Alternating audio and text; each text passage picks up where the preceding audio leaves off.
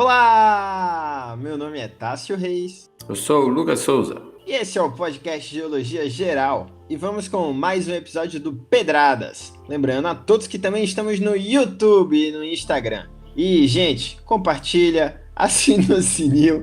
Tem nem sininho no Spotify, né? Mas tá valendo. Tem notificação. Clica aí no seguir. Seguir é bom, seguir é gostoso. E espalha a mensagem. Indica pro amigo, indica pra mãe, pra avó. Lucas, se você soubesse a quantidade de avó que gosta do nosso programa, você ia ficar maluco. Eu conheço 3, né? A sua e as minhas. Não, minha avó se amarra. Ela deu bastante risada, inclusive, eu falando que ela tinha a idade do mundo. Coitada. Pra quem não entendeu, vai lá no episódio anterior que tá show de bola, tá lindão. Mas, Lucas, por falar em família, estava eu conversando com um primo meu que eu acho que até já citei aqui, que ele tá construindo, fazendo uma construção, ele é engenheiro civil, tá lá trabalhando na construção de um prédio. E aí, esse meu primo me falou que contratou um geólogo para trabalhar com a topografia do lugar. E aí eu olhei para ele, balancei a cabeça, falei, caramba, legal, eu tenho um podcast de geologia. Indiquei para ele Geologia Geral. E fiquei cá comigo pensando, que diabos é um topógrafo? O que diabos importa a topografia do lugar? Bicho, é muito importante você ter o geólogo envolvido nessas situações de construção civil, porque a começo de conversa, você compra um terreno, se ele não já tem vizinhos, você tem que saber onde é que faz parte do seu terreno, né? Onde é que o terreno começa, onde é que o terreno termina, todos os vértices dele ali. E quem faz esse serviço dessa delimitação é justamente o topógrafo. E a gente tem a vertente dentro da geologia, que é a topografia, né? Que aprendemos a mexer com esses dados e com essas situações para a gente saber se localizar no mapa, num terreno, alguma coisa desse tipo. Então, às vezes, o seu primo comprou uma área aí que não tem as construções vizinhas ainda, mas já existe onde é que deve ser a demarcação do terreno. Então, o topógrafo vai conseguir ver a informação no mapa e colocar ela no local para que a construção fique na área correta, né? Além disso, tem as questões de entender relevo, né? Possíveis desníveis, então estabelecer os processos para correção disso e tocar a obra da melhor forma. Serviços esses que o nosso apoiador, né, a Brasagel, faz esse tipo de serviço também. Vira e mexe, o pessoal chama eles aí e eles fazem esse tipo de serviço. E fica aí a dica, se você está ouvindo e você quer algum topógrafo, liga lá para a Brasagel. Um grande abraço aos amigos da Brasagel e obrigado pelo dinheiro! Lucas, quando a gente para pensar nesse serviço de topografia, eu fico pensando que de repente um aplicativo, né, com as medições exatas, com um aparelho de GPS, na verdade, que daria para fazer uma boa parte desse serviço. O topógrafo, na verdade, ele é um operador de GPS especializado, é isso? Um programador glorificado, né? Um carinha aí que mexe com aplicativos para poder realizar apenas transmissão do dado. Eu gostei que nessa sua fala de que é um programador glorificado, a gente não só ofendeu os topógrafos, como a gente também ofendeu os programadores, então tá maravilhoso. A gente cria inimizade com todo mundo logo de uma vez só, né? Tá excelente.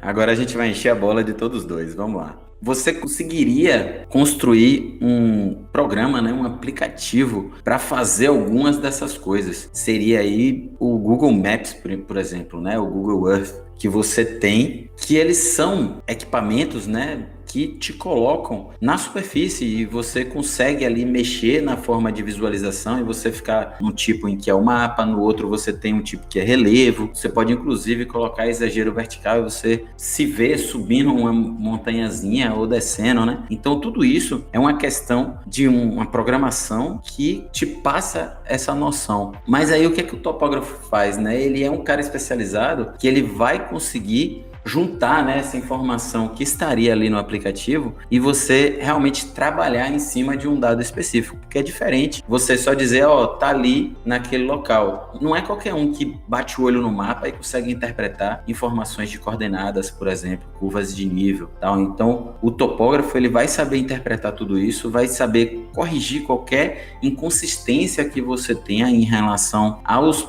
os tipos de dados, né, que você está trabalhando. Então, às vezes você tem tipo de coordenada coordenada diferente, que está no mapa e o que você está usando em campo. Então, tudo isso são correções e ajustes que o topógrafo vai ter capacidade de contornar, ao invés de falar, não está batendo no lugar que deveria não, que é o que qualquer pessoa leiga iria fazer, né? Então, não só ele utiliza um equipamento muito avançado, que não é o de celular, inclusive, né? Eles utilizam equipamentos melhores e de maiores precisões, e que é muito mais complicado de você lidar do que simplesmente pegar e ficar usando o aplicativo do Google Earth lá em qualquer lugar que você está usando. Mas ele utiliza também esses dados, né? Então ele interpola vários dados e trabalha em cima disso para saber se localizar e fazer essas demarcações. Perfeito. Quando a gente pensa assim na utilidade disso, a gente pensa principalmente na demarcação mesmo, para você não invadir terra de vizinho e sofrer processo depois, ou a gente pensa também em, por exemplo, se o relevo aqui é mais acidentado, talvez seja melhor no projeto arquitetônico usar isso para fazer uma garagem elevada, alguma coisa do tipo. É justamente para isso que serve a análise topográfica, ou tem alguma outra coisa que eu não estou enxergando aqui? Bicho, isso tem várias vertentes dentro dessa questão de posicionamento e desnível, né? São as duas principais coisas que a gente analisa. Então, tem essa questão de não entrar no terreno do vizinho, e tem, se eu não me engano, uns 10 anos, talvez, que ficou obrigatório que todos os terrenos rurais tinham que ter uma demarcação cadastrada, né? Porque antigamente tinha muito problema judicial com isso, de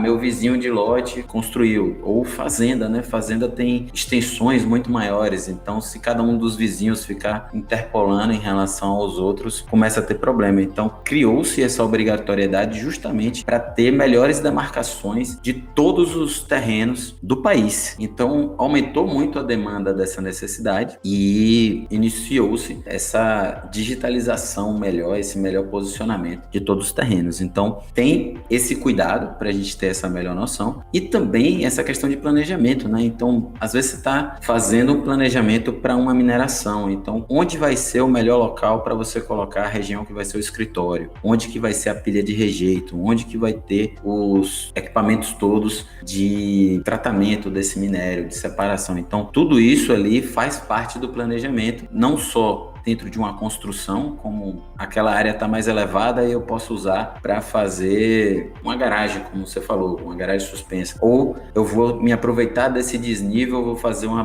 barreira de contenção e vou deixar com o desnível da mesma forma, coloco uma escada. Então tudo isso são ali escolhas que depois o engenheiro vai utilizar esses dados para realizar esse planejamento. Eu já vi uma mina uma vez que o planejamento foi mal feito e construíram o escritório na direção de onde ia o minério. Então, uma hora ia ter que destruir o escritório porque o minério está embaixo. Então, o escritório tinha que estar em outro lugar. Construíram meio que no caminho. Então, se você vem detonando e retirando o material, então isso foi uma falta de planejamento, uma falta de comunicação entre os setores ali, e construíram no lugar errado. Nossa, que vacilo, hein? O estagiário aí de topografia deve ter sofrido bastante.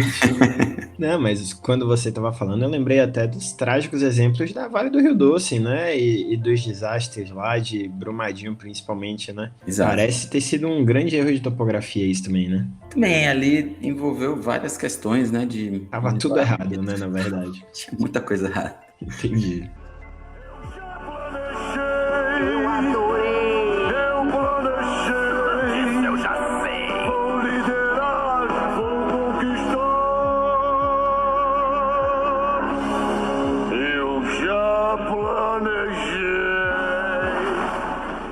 Lucas, e quando a gente para pensar assim nessa questão das demarcações de terra e análise, né, de territórios rurais que já estão lá estabelecidos há bastante tempo, eu fico pensando que o trabalho do topógrafo então é ir no cartório, ficar lá olhando a propriedade, as propriedades vizinhas e fuçando os registros antigos. Tem muito de exploração mesmo do que está sendo escrito ali no cartório para resgatar esses documentos antigos e fazer o trabalho direito, né? É também um pouco de arqueologia histórica, também um pouco de historiografia o trabalho do topógrafo ou não? Essa parte, se ele quiser ganhar um pouco de moral, tá querendo se inserir bem no mercado, ele acaba correndo um pouco atrás disso para o cliente, mas não é demanda dele, né? Isso, quando ele vai realizar o registro, ele pede todos os documentos para o proprietário. Então, se o proprietário não tem e não quer correr atrás, aí possivelmente ou ele faz de bom grado ou ele cobra um pouco mais para correr atrás disso. Geralmente, ele só fala para o cliente, ó, eu não consigo fazer se você não tiver tais documentos. E aí o cliente precisa ir atrás disso. Mas não são documentos muito problemáticos, não. É mais um documento que comprove que ele é realmente o proprietário da área, porque o registro vai todo no nome do cliente, né? O topógrafo, ele só vai ali meio que dar a informação, né? E a partir dali, o registro continua no nome do cliente e precisa de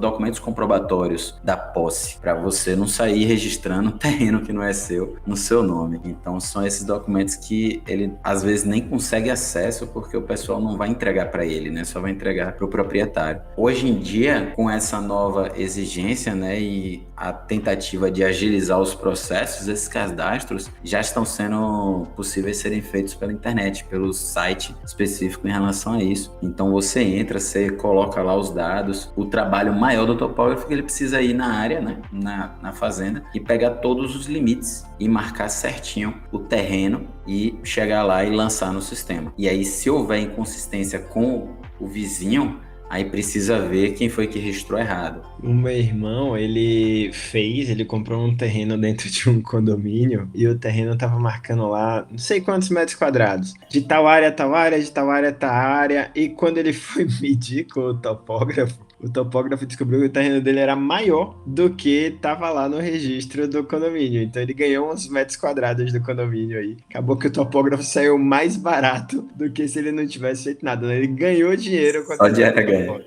Excelente. Uma Isso é um anedota. problema que pode ocorrer, Diga. às vezes, a depender do tipo de equipamento que foi utilizado. Muitas vezes a gente utiliza um tipo de GPS que ele está marcando ali, ele fica dizendo que tem 6 metros de erro. 6 metros de erro, quando você está marcando um lote, já é um erro considerável. Só que, efetivamente, considerando erros que o equipamento nem sabe que ele está tendo, esse 6 pode, na realidade, ser 20. Né? Então, isso pode dar aí erros bem complicados na hora que você está demarcando terrenos e lotes, coisas desse tipo. Um trabalho de geologia, não tem problema eu parar assim, eu não preciso dizer especificamente onde foi o afloramento que eu cheguei, porque às vezes eu também estou ali descrevendo como foi que eu cheguei lá, para se eu quiser ir novamente um dia, eu saber reconhecer. Mas eu não estou demarcando nada, né? Um ponto, um local que eu visitei, aleatório. Então, idealmente, para esses serviços de demarcação de terreno, você precisa de um GPS de alta precisão, que é uma tecnologia mais avançada, ele é um pouco mais caro, e você precisa de coisas que tenham ali margem de erro de centímetros, no máximo 1 metro, para você não ter coisas desse tipo que o pessoal saiu construindo aí, os vizinhos do seu irmão, e do nada o lote dele tá maior, para ele acabou sendo bom. Mas isso quer dizer que alguém tá com um lote menor ali por volta, né?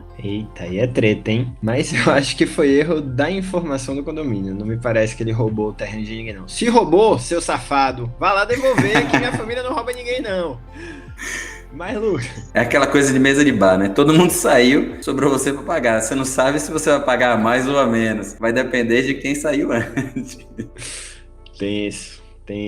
Eu já ouvi histórias, inclusive, né, de processos judiciais que aconteceram, que a pessoa teve que pagar multa, né, por ter invadido o terreno do vizinho. Não é algo incomum, não. Já ouvi algumas histórias assim também, né? Então, pode ser que você pague pro topógrafo para ganhar mesmo, né, para lucrar, ou pelo menos para deixar de perder no futuro, né? Pois é, você acaba se protegendo, né? Quando você faz uma coisa de maior qualidade. Antigamente o pessoal media na base de corda, tanto é que tem as medidas, né? Não sei quantas cordas, ou braçada, tem umas coisas medidas meio doidas, assim, quando você vai em áreas rurais antigas. Então o lote era aleatório, então às vezes uma linha que era para ser reta, ela ficou um pouco inclinada, você acabou entrando no terreno do vizinho, ou comeu até o seu próprio, e o seu vizinho acabou ficando com um pedaço. Isso aí, se já tem cerca ou outras coisas, você às vezes vende aquele pedaço pro seu vizinho, ou você compra aquele pedaço que você acabou pegando do seu vizinho. Você ter a melhor demarcação é a melhor forma de estar com isso mais bem feito. Lucas, você falando isso daí de corda ou de braçada, se eu fosse topógrafo, eu ia medir minhas coisas em passo de dança, sabe? Esse terreno tem um lado aqui, 3 andadinhas pro lado de forró, ou então 4 passadas de moonwalker. Eu trabalharia assim. Justiça. Seria 2 valsas para um lado, 3 forró para o outro e 4 moonwalk. Exatamente isso. Acho que dá uma dinâmica diferente pra topografia, né? Ia passar alguém ali pela estrada, do nada tá um cara dançando sozinho no meio do mato, né? O topógrafo seria mais valorizado, né? Se fizesse isso, porque teria a parte do entretenimento também. Perfeito. Eu adorei, eu planejei, eu já sei. Vou liderar, vou conquistar. Eu já planejei.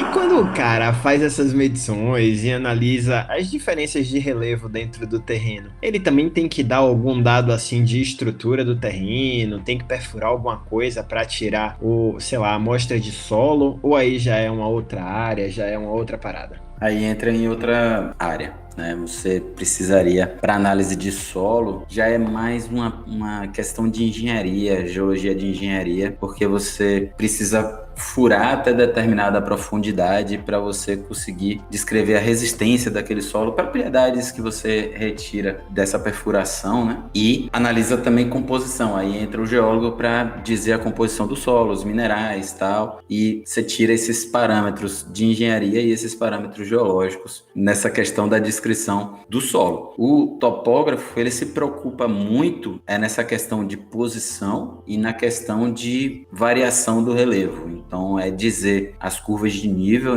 e aí ele varia, né? Dependendo do projeto, ele vai variar de curva de nível de 5 em 5 metros, outra é de metro em metro. Então, coisas residenciais são curvas de nível muito pequenininhas, né? Então, tem que ser de metro em metro. Mas empreendimentos maiores, como se for construir uma região de mineração, ou você só está construindo um mapa topográfico. O mapa topográfico, ele vai ter ali informações de estrada, de rios, as curvas de nível. Então, aí você varia a curva de nível de 5 em 5 ou de 10 em 10 metros. Então, são ali informações que uma outra pessoa que for para aquela região vai conseguir retirar ali, saber onde é a montanha, onde é uma baixada, onde nascem os rios, quais são os principais rios. Então, tudo isso são ali elementos que vai dentro do mapa topográfico. Perfeito. Então, não vamos queimar pauta não, né? Deixa aí a geologia de engenharia para um próximo episódio para a gente abordar isso com mais aprofundamento. Para a gente não abordar coisa de um tema em outro, porque senão o pessoal vai ficar perdido nas informações. Ah, com certeza. Um dos nossos inúmeros méritos é justamente de poder deixar de uma forma didática o nosso conteúdo, né?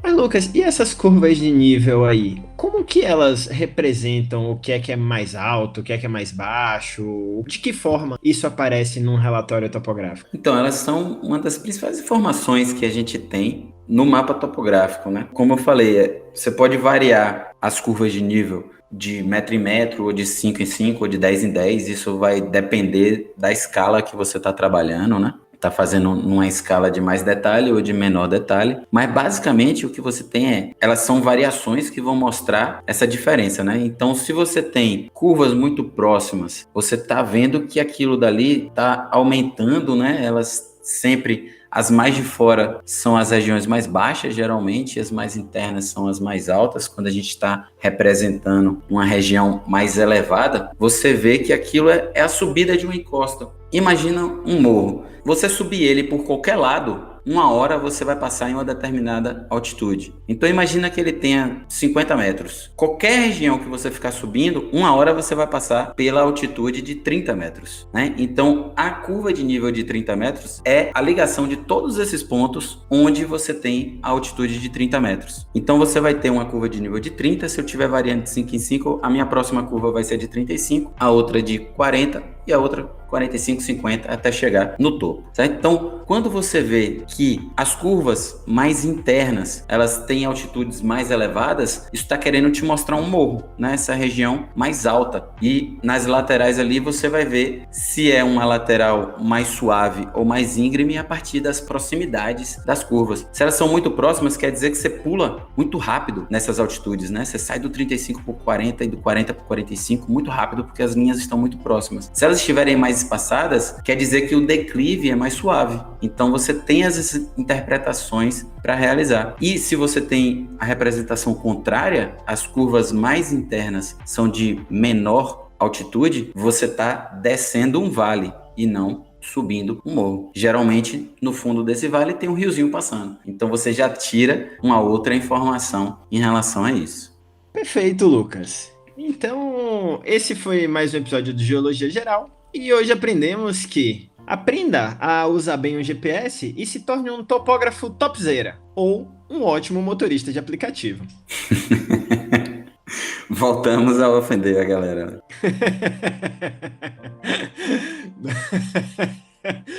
Ofensa é nosso forte aqui. Aprendemos também que um topógrafo é maravilhoso, porque pode descobrir que o seu vizinho tá lhe roubando. É como fazer a revisão da fiação elétrica daqui da rua, né? Pois é. Quando você olhar, com certeza alguém tá puxando um gato aí de algum lugar. E esse gato pode ser que o muro tá dentro do seu terreno. Caramba, esse cara é folgado, viu? Esse cara é folgado. E rouba o terreno e ainda puxa um gatinho. Ah, aí é demais também. E aprendemos também que, se alguém começar a registrar um terreno em Moonwalk, vai ter que pagar royalties pra mim. E também pro Michael. Acho que você patenteou melhor essa ideia do que o Michael.